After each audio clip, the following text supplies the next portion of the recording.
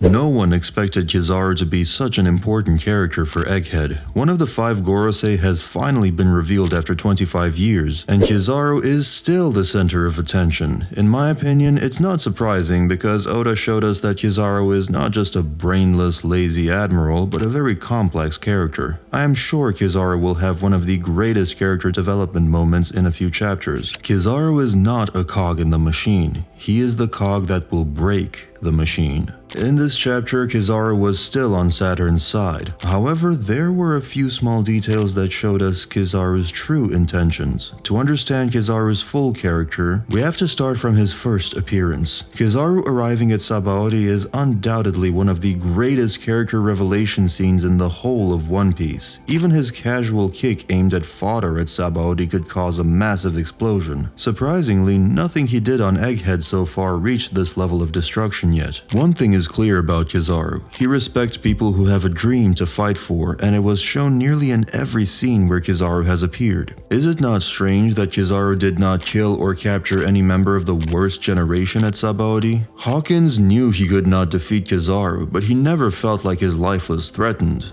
Then Kizaru destroyed X-Drake and Apu, but let them live as well. Kizaru's main mission was to capture Luffy and the Straw Hats, so you might say that he did not care about other pirates. However, later it was revealed that he was so frustrated that he could not complete his mission that he captured 500 other pirates. But he did not capture any of the supernovas. Why? Because the members of the worst generation have a dream, unlike the nameless 500 pirates. This was also perfectly shown at Marineford. When Luffy tried to free Ace, Sengoku used his Devil Fruit transformation and tried to execute them by himself. He went all out because later it was revealed that most Marines saw Sengoku's Buddha form for the first time. Sengoku was ready to kill them. What did Kizaru do this time? He shot the key to Ace's handcuff from a far distance and broke it in half. He managed to hit a small key. If he wanted to kill Ace or Luffy, he would have hit them easily. Even before that, Kizaru clashed with Luffy for a few times at Marineford, and all he did was slightly kick him to the starting line. Kizaru was one of the most impressive fighters at Marineford. He could even damage Marco and Whitebeard. Again, I'm sure he could kill Luffy, but he did not.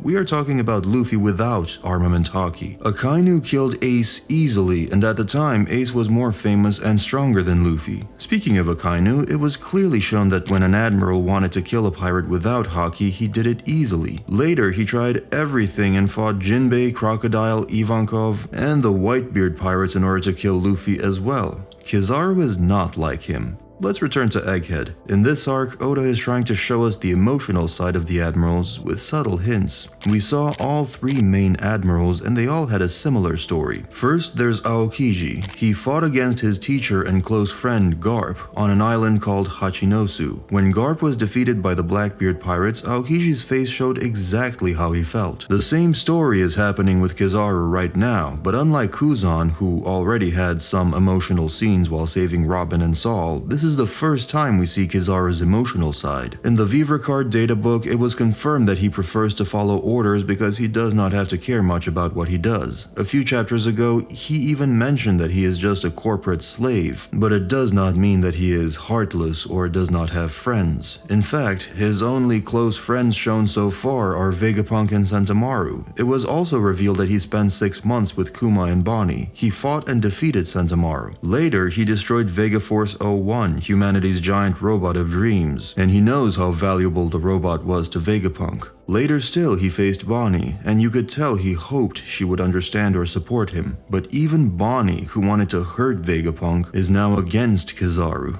Don't make me hurt people I know more than I already have. These words describe Kizaru's situation perfectly. In just 2 chapters, Kizaru fought Sentomaru, Bonnie, destroyed Vegapunk's robot, and tried to kill Vegapunk. Even if everyone survived, Kizaru already lost all his close friends. It's like the words Akainu said toward Kuma can be directed to Kizaru as well. You're just a puppet now who has lost everything. Kizaru seems to struggle with understanding his own worth, possibly because he doesn't know his purpose. In a world full of people with big dreams, he stands out as someone without any dreams of his own. However, this doesn't mean he doesn't care about what he does. For example, as I already mentioned, he got really angry in Sabaody and captured 500 pirates, showing that he's not actually that carefree. Despite his image, Kizaru often eagerly jumps into battles, even expressing a desire to fight against powerful pirates like Kaido and Big Mom. In chapter 1090, Kizaru said something very interesting. I can't ignore a man determined to fight for his duty. I will not betray my ideals. He confirms that he respects people who fight for something that they believe in. Why does Kizaru respect such people? Because they are the complete opposites of him. I believe Kizaru really desires to fight such people because he wants to understand just what they fight for, what their sense of justice is, what their purpose is, how far they will go for their dreams. He does not want to kill such people and always gives them a second chance. When Kizaru witnessed Luffy's Gear 5 for the first time, he was excited and surprised. We also saw him imitating Nika's pose, implying that Kuma might have shared the legend about Nika with him. While it's uncertain if Kizaru believes in the legend, he observed that Kuma held on to hope in difficult situations, so this could serve as inspiration for Kizaru. The rage he felt after the events at Sabaody might not just be about failing to capture the Straw Hats, but also about his inability to comprehend the situation. He couldn't understand why the Straw Hats would willingly put themselves in danger, or why characters like Rayleigh and Kuma would help him. His desire to fight against powerful figures like Kaido and Big Mom may stem from a genuine curiosity about what drives them and what they believe in. The term unclear justice describes Kizaru's uncertainty about what to believe in. Perhaps due to something in his past, he lost the ability to care deeply. Even as a child, he appeared carefree. When Oda drew admirals as kids, there were many small details that gave us clues about their childhood. Sun god Nika is the god of rebirth. Luffy gives people a purpose to live, and there are a lot of examples of it with characters like Zoro, Nami, Robin, Brook, and many others. In every arc, Luffy changes people. I believe that in this arc, the warrior of liberation will liberate Kizaru from himself, and Kizaru will find a dream of his own. After Luffy kicked Kizaru, he mentioned he was unable to move. Even Saturn was surprised and remarked that it was unexpected from Kizaru. A few minutes later, he could easily move to attack Frankie. Luffy regained his energy by eating food, but how did Kizaru heal so fast if he was unable to move? It's really questionable. We also don't know who gave Luffy food.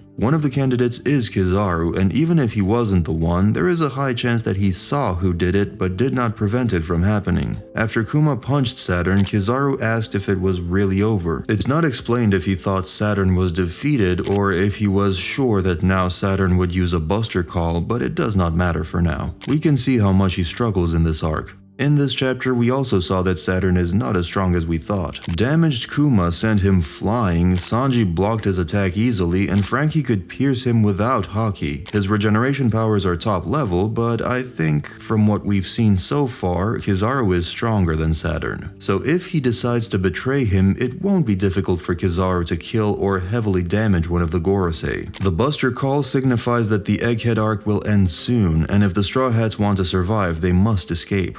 Probably everything will conclude in a few chapters, so Kizaru must make his decision quickly. I believe that he will have a change of heart, inspired by Luffy and Kuma, and he will choose the right way to help the Straw Hats escape. We have seen nearly nothing from Kizaru. All he does is kick people and move at the speed of light. We saw that he can create a sword and he can create clones. Also, he has very good aim, as he could break the key from a far distance, but is that it? He has one of the strongest devil fruits in One Piece. I'm sure we have not seen half of Kizaru's real power yet. It's time for Kizaru to use his devil fruit awakening and become the star of this arc. But what will happen to him after Egghead? If you want the answer to that question, check out this video right here. Thanks for watching.